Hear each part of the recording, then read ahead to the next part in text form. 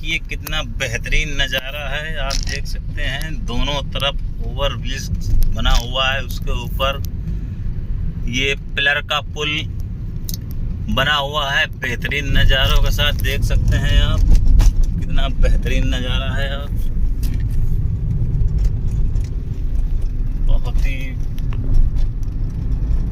मेहनत और मशक्क़त से बनाया गया है ये स्नेकर ब्रिज। आज मेरे को चाय का जो है तलब लगा हुआ है, लेकिन चाय कहीं मिल नहीं पा रही है। कानपुर से मैं बाई कार लखनऊ आया हूँ, लेकिन चाय के दर्शन अभी तक हो नहीं पाए मुझको।